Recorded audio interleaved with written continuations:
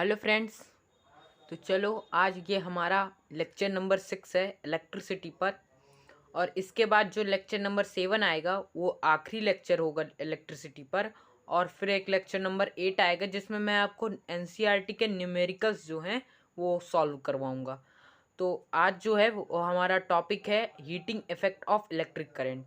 So let's start to our topic. आज मैं आपको heating effect of electric current और जूल्स लॉ ऑफ हीटिंग पढ़ाऊंगा। Heating effect of electric current जो है वो एक बहुत बड़ा इफेक्ट है इलेक्ट्रिक करंट का। इलेक्ट्रिक करंट में हम बेसिकली 3 इफेक्ट पढ़ते हैं: heating effect of electric current, magnetic effect of electric current and chemical effect of electric current. ठीक है। तो इलेक्ट्रिक करंट को प्रोड्यूस करने में 3 चीज़ें नहीं, मतलब ये है कहने का मतलब कि इलेक्ट्रिक करंट से हम 3 चीज़ें जनरेट कर सकते हैं। जैसे कि हीटिंग इफेक्ट, अगर उससे इफेक्ट हो रहा है, इलेक्ट्रिक करंट से हीटिंग अगर प्रोड्यूस हो रही है तो हम उसका यूज़ कई कई सारे प्रैक्टिकल अप्लायंसेस में करते हैं। उसी तरह मैग्नेटिक इफेक्ट से हम लोग आजकल के जितने भी जनरेटर, मोटर, फैन, ये भी जितना भी चल रहा है सब कुछ वो इन्हीं दोनों की वजह से चल रहा है, magnetic effect of electric current. अगर magnetic effect of electric current नहीं होता हमारी धरती पर तो हम इलेक्ट्रिक करंट से सिर्फ और सिर्फ एक बल्ब ही जला सकते थे। और इसके अलावा ज़्यादा से ज़्यादा हम बल्ब ही जला सकते थे और कुछ भी नहीं कर सकते थे, क्योंकि आप किसी और एप्लीकेंस को देखेंगे, अप्लायंस को देखेंगे तो उसमें मैग्नेट का बहुत बड़ा रोल है। और अगर मैग्नेट निकाल लिया जाए ना तो वो इलेक्ट्रिक करंट, वो चीज़ वो वर्क ही नहीं करेगी। जैसे कि फ़ैन है, इसमें जो मोटर होता है ना उसमें एक बहुत बड़ा रोल होता है मैग्नेटिक इफेक्ट का। अगर वो मैग्नेटिक इफेक्ट नहीं है ना तो इलेक्ट्रिक करंट से आप कभी भी फ़ैन नहीं चला पाएंगे। तो ये कुछ इम्पॉर्टेंट चीज़ें हैं, उनको हमें पढ़ना चाहिए। तो चलिए स्टार्ट करते हैं अपना टॉपिक। और स्टार्ट करने से पहले please subscribe and share my channel, oh sorry, please subscribe my channel and share my video. Okay, now we start. Here our topic is heating effect of electric current.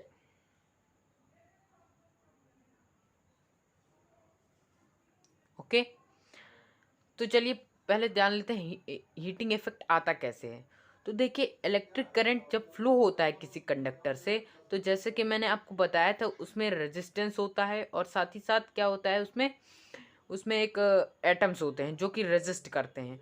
तो होता क्या है, जब electric current flow होता है ना तो charge भी फ्लो होते हैं और इलेक्ट्रॉन भी फ्लो होते हैं। मैंने एक इससे पहले आपको बता चुका हूँ। तो इलेक्ट्रॉन जब फ्लो होते हैं तो उनके पास काइनेटिक एनर्जी होती है, ये भी मैं आपको बता चुका हूँ। एक वीडियो था जिसमें मैंने आपको पोटेंशियल डिफरेंस पढ़ाया था। तो वो पोटेंशियल एनर्जी चार्ज पर भेजती है, चार्ज जब चलती है तो काइनेटिक एनर्जी में चेंज होता है। तो होता क्या है हीटिंग इफेक्ट में, जब ये चार्ज काफ़ी देर तक मूव होते रहते हैं तो ये कंडक्टर से आपस में लड़ते रहते हैं। इसकी वजह से वहाँ पे फ्रिक्शन फोर्स आ जाता है। फ्रिक्शन फोर्स जैसे ही आता है तो वो जो काइनेटिक एनर्जी है वो हीटिंग एनर्जी में चेंज हो जाती है। जैसे कि आप जानते हैं आजकल कि जो हमारे पूर्वज थे यानी आदि मानव जो थे, उन्होंने आग की खोज घर्षण से की थी। जैसे कि ये 2 पत्थर हैं, इन दोनों को उन्होंने रगड़ा। इसके रगड़ने से उसमें एक फ्रिक्शन फोर्स पैदा हुआ और वहाँ पर आग लग गई। तो ऐसा ही कुछ वहाँ पर भी होता है। वहाँ पर होता क्या है कि काइनेटिक एनर्जी हीटिंग एनर्जी में चेंज होती है बाय द फ्रिक्शन फोर्स। तो जब फ्रिक्शन फोर्स वहाँ पर आता है तो ये जो हीटिंग एनर्जी है वो प्रोड्यूस होती है। तो जो ये चीज़ जो heating effect of electric current है, जब चार्ज काफ़ी देर तक मूव होते हैं ना तब हमें पता चलता है कि वो उसमें हीटिंग इफेक्ट आ चुका है। तो चलिए अब हम स्टार्ट करते हैं। एक स्टेटमेंट है heating effect of electric current, जिसे आप अपनी कॉपी में चाहे तो राइट कर सकते हैं, और नहीं तो मैं आपको इसकी नोट्स की एक पीडीएफ तो भेजूंगा ही। अगर आप मुझको एक कमेंट में लिख कर भेजेंगे कि हमको चाहिए तो मैं आपको अवेलेबल करवा दूंगा। ठीक है। तो इसका जो स्टेटमेंट है उसको तो ज़रा देख लेते हैं। If the conductor is purely resistive, मतलब कि अगर कंडक्टर के पास एक रेजिस्टेंस है, ये मान के चलिए, ठीक है। It means oppose the current, current को अपोज करने के लिए।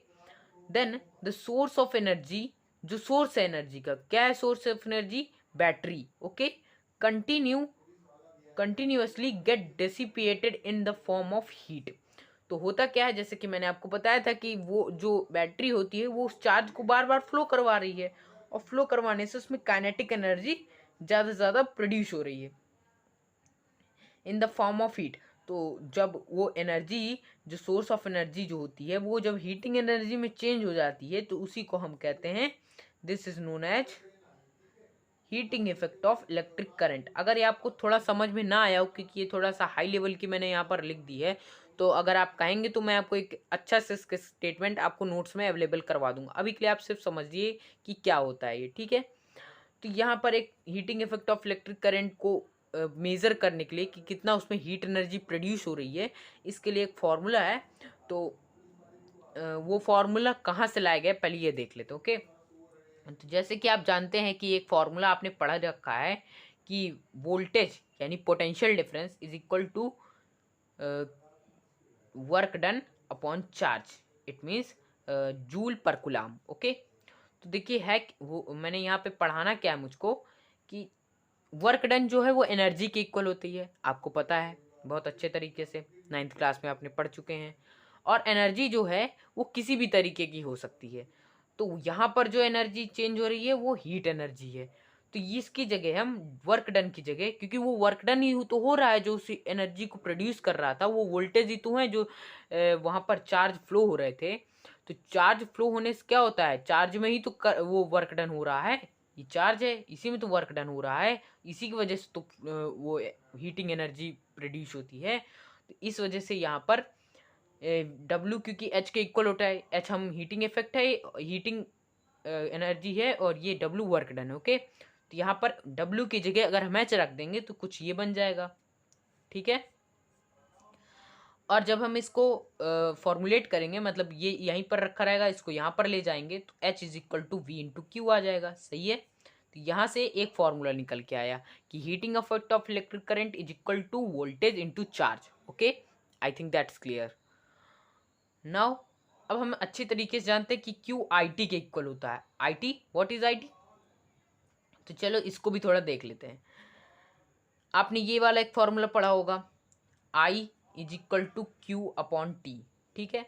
तो अगर क्यू को यहीं पे रखा रहने दिया जाए तो टी यहाँ पर चला जाएगा, तो करंट होता है और ये टाइम होता है, तो Q is equals to current into time, that is equal to this. Okay, I think this is clear. अब ये जो क्यू है ये वाला, इसकी जगह अगर आप आई टी रख दें तो क्या बन जाएगा, H is equal to V I T. ये एक और फॉर्मूला मिल गया। इसी तरीके से 3 फॉर्मूला इसके ड्राइव होते हैं। ओके, अब v is equal to I R. अब इसको भी जरा देख लीजिए।